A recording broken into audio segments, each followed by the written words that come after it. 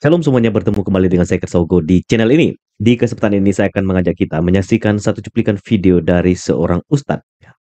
Katanya ini adalah anak pendeta ya, sekarang sudah jadi ustadz. Dan pada waktu dia ceramah, dia membawa Alkitab dan menyuruh umat untuk membacakan ayat yang dia suruh. Dan dia mengutip ayat Alkitab dalam Yohanes pasal 17 ayat yang ketiga dan memberikan penafsiran yang keliru. Nah, kita mau dengar videonya, setelah itu kita akan berikan tanggapan kita terkait dengan ayat yang dikutip oleh seorang ustadz ini. Mari kita simak video berikut ini. Ilyas ke depan membacakan ayat ini supaya jamaah bisa dengar. Silahkan Ustaz. Fadol Ustaz Ilyas. Ini Ustaz ya. Yohanes 17 ayat 3. Nah ini silahkan dibaca. Dari kalimat atau dari kata inilah hidup yang kekal. Oke. Inilah hidup yang kekal, yaitu bahwa mereka mengenal Engkau satu-satunya Allah yang benar dan mengenal Yesus Kristus yang telah Engkau utus. Nah, cukup sampai di situ. Syukran jazakumullah khair Ustaz Ilyas. Nah, Bapak Ibu, tadi sudah kita dengar ayatnya. Ini tidak kita tambah, tidak kita kurangi. Langsung kita kutip dari referensi Bible-nya umat Kristen, yaitu Yohanes 17 ayat 3. Apa tadi? Inilah hidup yang kekal. Apa hidup yang kekal? Hidup yang abadi. Hidup yang dimana di situ adalah hidup yang menjadi tujuan umat Kristen dan umat seluruh dunia, termasuk hidup yang menjadi tujuan umat Islam juga. Hidup yang kekal yaitu akhirat. Bagaimana hidup yang kekal itu atau hidup yang menuju akhirat itu? Kata Yesus bahwa mereka mengenal Engkau. Siapa Engkau di sini? Yaitu satu-satunya Allah yang benar. Kalau mereka katakan Allah, kalau kita Allah. Satu-satunya Allah yang benar. La ilaha illallah, tiada Tuhan yang berhak disembah selain Allah. Lalu apa kata Yesus selanjutnya? Dan mengenal Yesus Kristus yang telah Engkau utus. Apa maksudnya diutus? Yaitu Allah atau Allah yang mengutus Yesus sebagai Nabi, sehingga syahadatnya umat Israel atau pengikut Yesus pada masa itu, syahadat mereka La ilaha illallah wa Isa Rasulullah, tiada Tuhan selain Allah dan Isa adalah utusan Allah subhanahu wa ta'ala. Dan disempurnakan syariat itu di dalam kehadiran agama Islam, kehadiran Nabi Muhammad sallallahu alaihi wasallam. Nah, di sini artinya Nabi Isa atau Yesus itu adalah sekedar Nabi Allah, bukan Tuhan. Itulah video dari seorang ustadz ini ya. Jadi Yesus berkata dalam Bible bahwa dia adalah utusan dan bukan Tuhan. Dan seperti yang kita sudah dengarkan tadi dari Pak Ustadz ini, di mana dia mengutip Alkitab di dalam Yohanes pasal 17 ayat yang ketiga. Tidak sedikit para ustadz yang coba mengutip ayat ini dan menafsirkan dengan sembarangan. Dan kalau kita kaji dan kita sesuaikan dengan maksud dari teks tersebut, sebetulnya itu sangat bertentangan dengan iman mereka. Tadi dia mengutip Yohanes 17 ayat yang ketiga, teman-teman. Kita akan baca di sini, kita akan telah bersama-sama supaya kita juga boleh mengerti. Inilah hidup yang kekal itu, ya, bahwa mereka mengenal Engkau. Jadi bicara soal kehidupan yang kekal itu, bicara soal pengenalan secara pribadi dengan Allah. Bahwa mereka mengenal Engkau, satu-satunya Allah yang benar. Ini Allah yang benar itu siapa sih? Tentu di dalam konteks ini Allah yang benar adalah Bapa itu sendiri. Dan tidak hanya mengenal Allah Bapa, tetapi mengenal Yesus Kristus yang telah Engkau utus. Teman-teman, kalau kita perhatikan ayat ini, kalau dikatakan di sini hidup yang kekal itu berarti bahwa mereka mengenal Engkau satu-satunya Allah yang benar. Apakah ini Allah yang dipercayai oleh orang Islam? Tentu tidak kan. Karena di sini pasti merujuk kepada Bapa, bukan Allah yang disembah oleh orang Islam, bukan. Coba kita lihat ayat sebelumnya ya.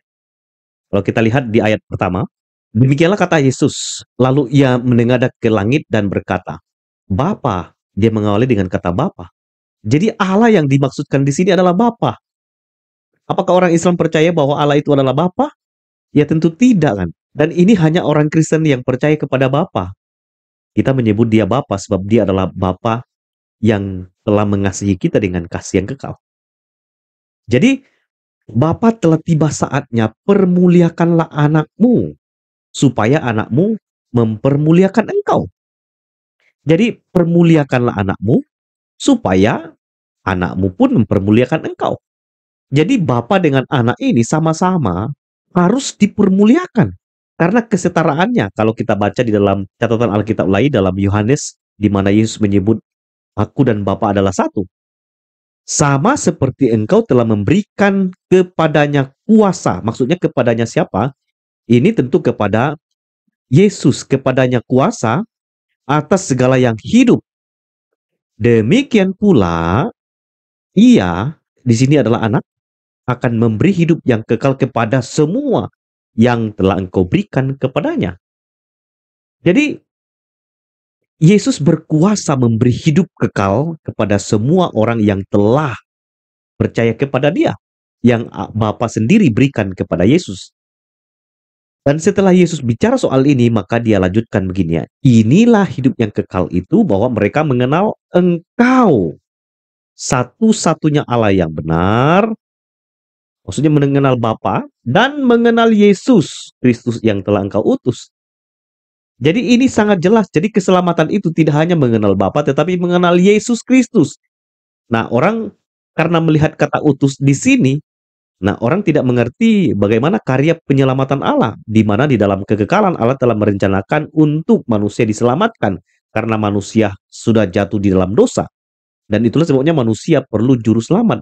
Itulah sebabnya Yesus Kristus datang ke dalam dunia. Dia disebut sebagai utusan. Alkitab memang mencatat Yesus sebagai utusan, bukan berarti dia hanya utusan, tetapi dia adalah Allah yang menjadi perantara antara manusia dengan Allah. Dan hanya melalui Yesus, orang dapat hidup kekal. Kemudian ayat 4. Aku telah mempermuliakan engkau di bumi dengan jalan menyelesaikan pekerjaan yang engkau berikan kepadaku untuk melakukannya. Jadi aku telah mempermuliakan engkau. Dengan apa? Dengan jalan waktu dia menyelesaikan pekerjaan yang diberikan kepadanya sebagai pribadi kedua dari Allah Tritunggal. Oleh sebab itu ya Bapa, permuliakanlah aku padamu sendiri dengan kemuliaan yang kumiliki di hadiratmu sebelum dunia ada. Coba Anda lihat ini. Ada nggak dari semua nabi yang memiliki kemuliaan yang ada pada dirinya, yang berkuasa, dikatakan sebelum dunia ada, kemuliaan itu telah dimiliki oleh Yesus. Jadi di dalam teks ini justru Yesus memperlihatkan kealahannya waktu dia bicara soal Bapa, permuliakanlah anakmu supaya anak mempermuliakan engkau di ayat yang pertama tadi. Sama seperti engkau telah memberikan kuasa atas segala hidup, demikian pula aku memberi hidup yang kekal kepada semua yang telah engkau berikan kepadanya. Jadi Yesus bisa memberi hidup yang kekal karena memang dia adalah Allah. Sehingga orang percaya itu meyakini bahwa keselamatan itu atau hidup kekal itu hanya dapat diperoleh saat ada pengenalan yang benar terhadap Allah Bapa. Jadi ini bukan Allahnya orang Islam, bukan. Tapi Allah Bapa dan Yesus Kristus sebagai Tuhan. Jadi adalah salah mengatakan ayat itu hanya menjelaskan Yesus sebagai utusan dan dia bukan Tuhan. Keliru sekali para ustaz ini. Coba Anda kaji baik-baik dari ayat 1 sampai 5 ini, Anda akan mengerti maksud dari teks tersebut. Jadi untuk menutup video ini saya mengutip ayat Alkitab di dalam Yohanes pasal 14 ayat yang ke-6. Yesus berkata, "Akulah jalan, kebenaran dan hidup. Tidak ada seorang pun yang datang kepada Bapa kalau tidak melalui aku." Inilah perkataan yang hanya diucapkan oleh Yesus. Semua nabi yang pernah dalam dunia ini tidak berani mengatakan, "Akulah jalan, kebenaran dan hidup. Tidak ada seorang pun yang datang kepada Bapa kalau tidak melalui aku." Yesus berani mengatakan itu karena memang dia adalah Allah yang menjamin hidup kekal orang yang percaya kepada dia. Karena itu setiap orang yang percaya kepadanya pasti tidak akan binasa, melainkan mereka akan memperoleh hidup yang kekal. Tuhan memberkati kita semua. Sampai ketemu di video selanjutnya. Shalom.